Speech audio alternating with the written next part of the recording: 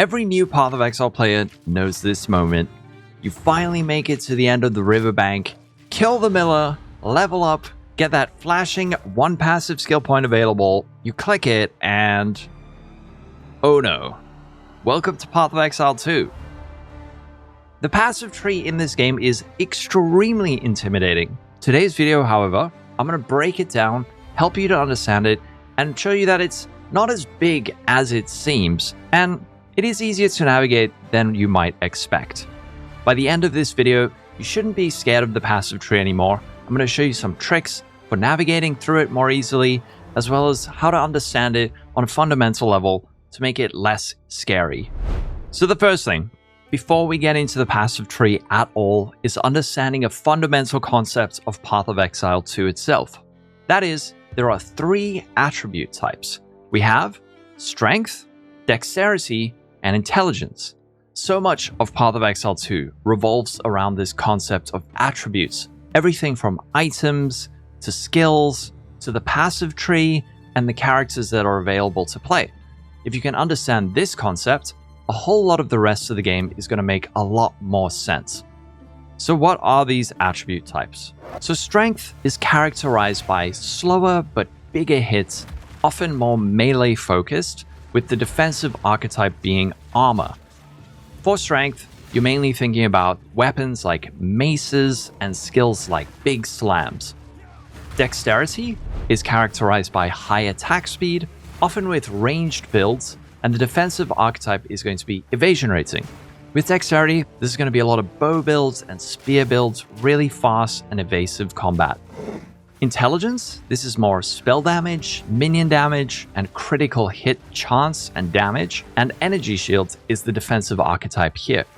For Intelligence, you're thinking of your classic spellcaster with lightning bolts and fire and ice, as well as summoner builds that summon minions to do their bidding. But an important part of this is that you also have hybrid types. These are a blend of 2 of these different attribute types. So with a Strength-Dexterity hybrid, you're thinking of that slower, bigger hit, high attack speed, maybe ranged. So for a Strength-Dexterity, you're thinking more like crossbows and grenades, big hits that deal a lot of damage, but it has a blend of that attack speed and range.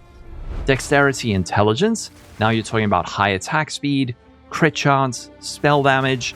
For this, a classic example is going to be your Quarterstaff builds. And Intelligence Strength, this is a blend of your attack and caster builds. So things like shape-shifting druids that rain fire from the sky.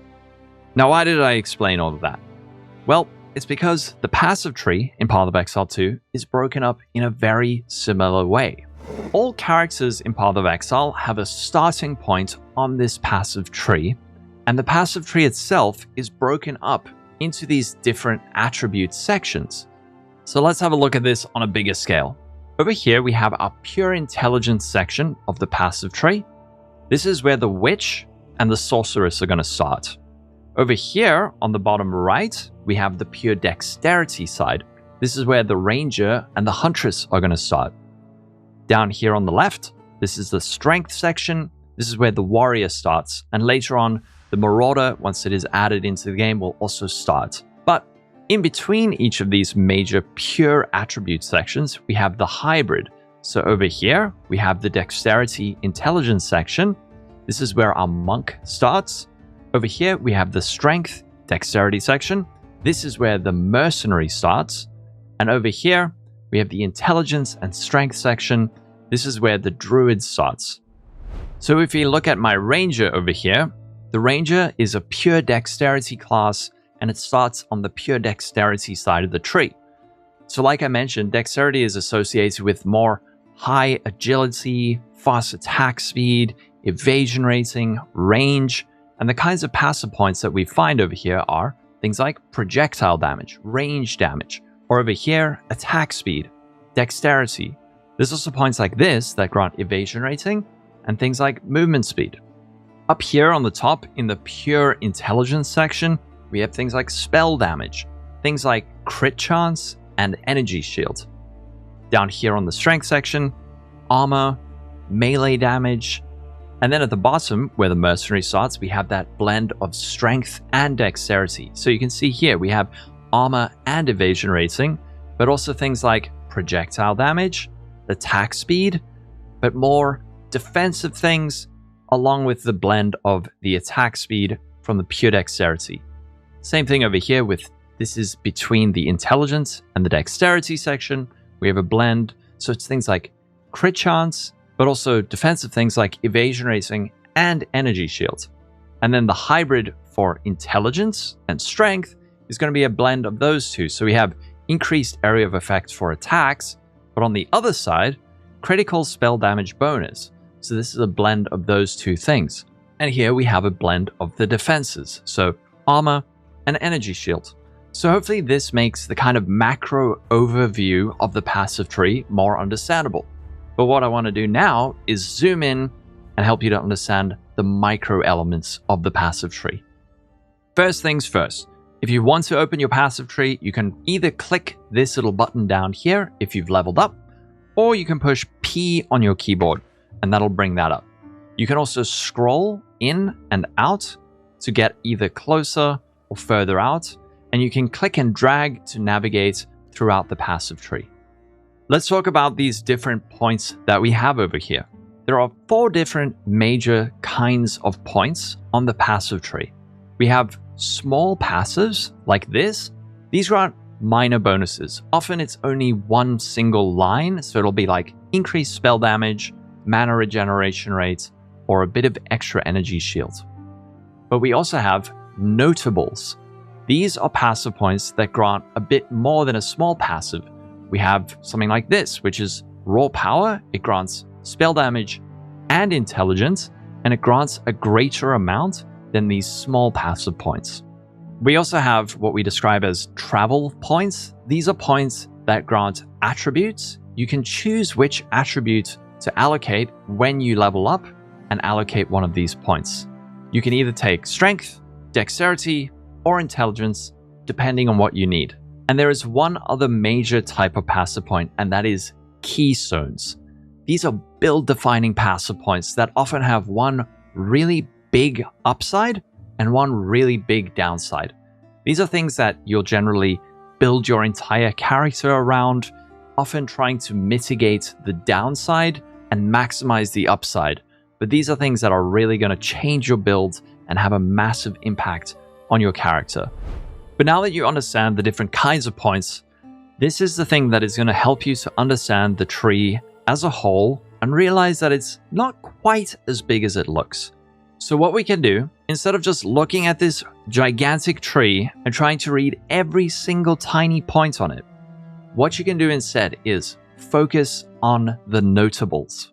Notable passive points often exist within what are known as clusters. So something like this over here, this is just like a cluster of passive points. And the notable passive is a stronger version of the small passives leading up to it. So if you focus just on the notables and don't worry too much about the small passives right off the bat, that'll help you understand this tree a lot more easily. So let's look at an example of this. Over here, we have this notable, critical exploit. This grants 25% increased critical hit chance. What do you think the small passives leading up to it do? Well, let's have a look. Small crit chance, little bit of crit chance, little bit of crit chance, and over here, little bit of critical damage bonus. But these points all relate to this notable. Same thing will be true for, let's say, a more complex passive point, like this over here. Lightning Storm. Gain lightning damage as extra cold damage, reduce effect of shock on you, increase magnitude of shock you inflict. I know that's a lot of terms that don't make sense right now, but what do these small passives leading up to it do? A bit of lightning damage, a bit of lightning damage over here, lightning and cold damage, and then the next point, reduce effect of chill, cold damage is extra lightning, increase magnitude of chill you inflict. So when you're starting out, you could say, let's just, instead of reading what all of these do, let's just see what these notables do. If I'm playing a bow build, I could say, I want projectile damage and attack damage. If you don't know what all these things are, you can always push Alt, and any underlined word can be hovered over to read it. So you can see attack speed, dexterity, projectile speed. So the way you would think about building your character would be, instead of going through every point individually, you would use your notables almost as checkpoints. So you would say, I want to first get this, honed instincts. How am I going to get there? Well, I can either go for attack speed or projectile damage, or I could even go for these travel points along the side and then take it from here.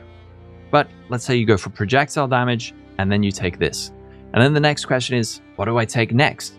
Well, you can now check out the nearby notables and see. All right, this is projectile damage, chance to pierce an enemy.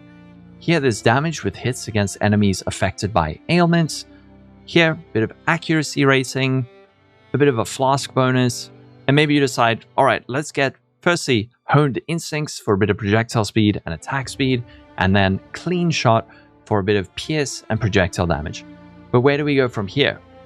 This is when it starts really opening up, and you're probably going to have to start reading over a whole lot of different points to start deciding your direction. But let me introduce you to an easier way to navigate the tree once you know kind of what you want. So let's say we're playing a projectile build or a bow build.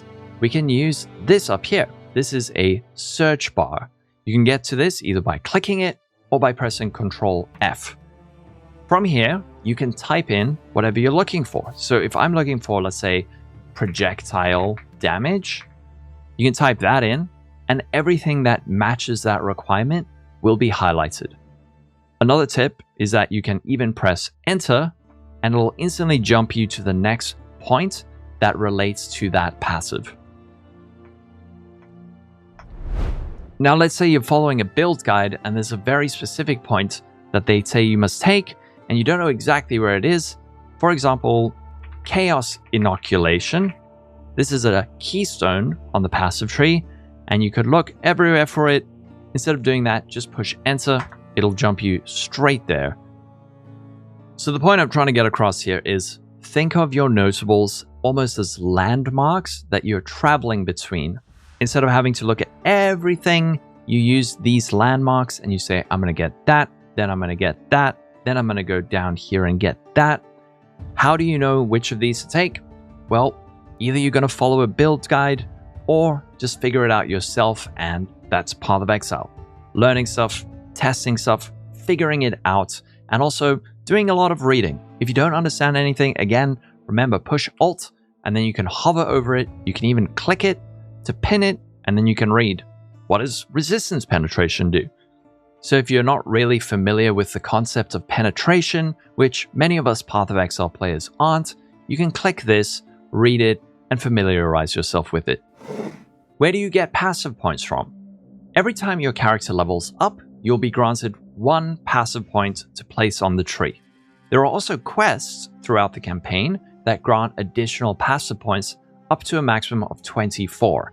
There's some special ones in the endgame that you can get for another 1 or 2 passive points, for a total of 124 up to 126 passive points at character level 100. Now, what if you make a mistake on your passive tree? In Act 1, once you have rescued the hooded one, he will be available for passive point refunding. What you can do, you click him, click Refund Passives, and now you can change your passive points for a gold cost. This gold cost is going to increase with your character level. So early on, you'll be able to afford a few respec points if you need to, but all you need to do here is click it, and it'll be unallocated, and then apply refunds. You can now apply that point elsewhere on your tree.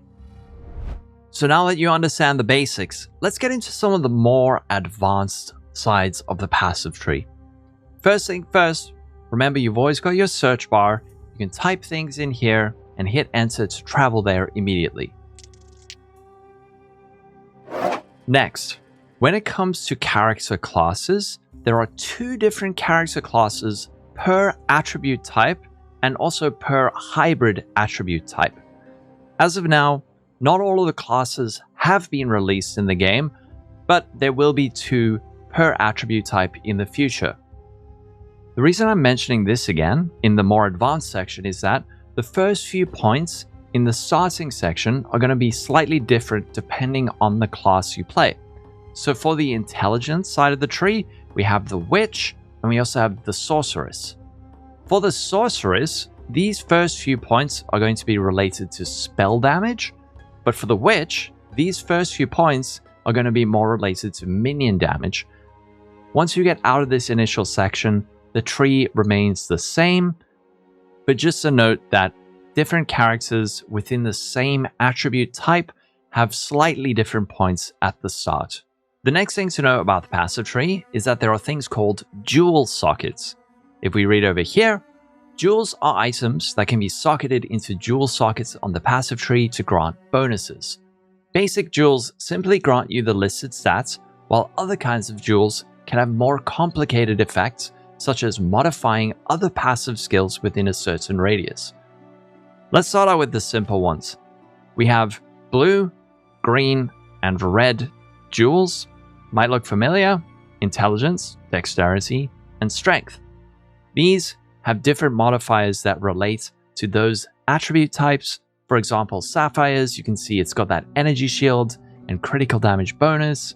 Over here, we have our emerald with projectile things, poison, plant skills, and here with our ruby, melee damage, totems, and banner skills. These can be placed into your tree to grant the bonuses, and these can also be crafted to get different kinds of bonuses. So you can think of jewels as kind of like craftable passive points that you can insert into your tree, and at the point of recording, they can be very strong. There are also some unique jewels that have special effects, but since this is a beginner guide, I'm not going to get too much into that. Once you've allocated a jewel socket, you'll be able to place any of these into it and gain those bonuses. And now for probably the most complicated part of the passive tree, and that is weapon set skill points. Remember how earlier in the video I said you could collect an additional 24 passive points throughout the campaign? I have a list of where you can find these over on Mobalytics, but you can also check the overworld map by pressing U, and any of these skulls that have a little plus icon next to it will grant you some kind of permanent bonus. For example, over here, we have the Crow Bell in the hunting grounds. If you defeat this guy, he drops you a weapon set skill book, which grants 2 weapon set passive skill points. But now, what is a weapon set skill point? These are passive points that can either be allocated just as regular passive points like this, but they can also be allocated to only be used with one of your 2 weapons. So in Path of Exile, you have your primary weapon set and a secondary weapon set. For example, this character uses crossbows, but it also uses a talisman for some shape-shifting skills. Despite this being a mercenary character, he doesn't only have to use crossbows, he can also use, let's say, a talisman, which is more associated with druids. But now these weapon sets can have different passive points allocated to them. Let's say that my crossbow, I want more projectile damage, but with my talisman, I want something that grants me more rage for some kind of utility purpose. What you can do is I can now click this over here, and I'm now allocating weapon set 1 points. All of these points will be used with whatever is in my weapon set 1. So let's say I have a crossbow and I want grenades have a chance to activate a second time. So I would put these points in, and you can see this has now gone down. But now for my weapon set 2, I could say, all right, I want a bit more rage. So let me type in rage, and we can see, what do we have here? I want these points. So for my weapon set 2 points, I'm going to allocate these. Now when I am using skills that use this, these points on the tree will be active and applied to this weapon. And when I use skills that use my talisman, these points will apply to this. This is really advanced. The majority of newer players probably are not going to be using weapon set points too much, but I wanted to introduce you to the concept just so that you're aware of it. So let's talk about some hotkeys. Firstly, if you want to instantly allocate any point, you can hold Control and click it. That'll skip past the usual confirmation that you have to click. Normally you would click here and then click Apply Points. If you just Control click it, it'll instantly apply. Now let's get into some even more advanced stuff. If you want to allocate your weapon set 1 point without having to click up here first and then click here, you can Control, Shift, left click to instantly allocate that. For your weapon set 2 points, you can do the same, but Control, Shift, right click, and it'll instantly allocate that point. If you want to be able to allocate your attributes like this without then having to click Strength, Dexterity, and Intelligence, and then apply points, in the options, you can go to Input, and way down here at the bottom, there is Quick Allocate Strength, Dexterity, and Intelligence. These are not set by default. You can choose whatever you want. I've set mine to ASD because it's something I relate to, and I can hold Control A to allocate Strength, Control S for Dexterity, and Control D for Intelligence. So that's going to be it. I hope that this helps you to understand the passive tree a little bit better. Just remember the fundamentals of the macro, like this. The tree is broken down into these sections that are related to attributes and what those attributes represent on a grand scale. If you're able to do that and then combine it by using your notables as landmarks to travel between, then suddenly this tree goes from being like this to something a bit more like this, which is, of course, still gigantic, but something that's a little bit more digestible than all of this. So if you have any questions, be sure to leave it in the comments. You can follow me on Twitch and also YouTube. Don't forget to like and subscribe if you enjoyed the video. I also have a written guide over on Mobalytics that I'll link in the description. And if you have other guides that you want me to make, do let me know. I'm going to be focusing primarily on beginner guides. So that's it. Have a wonderful day, everyone. Stay safe. Catch you later, and bye-bye.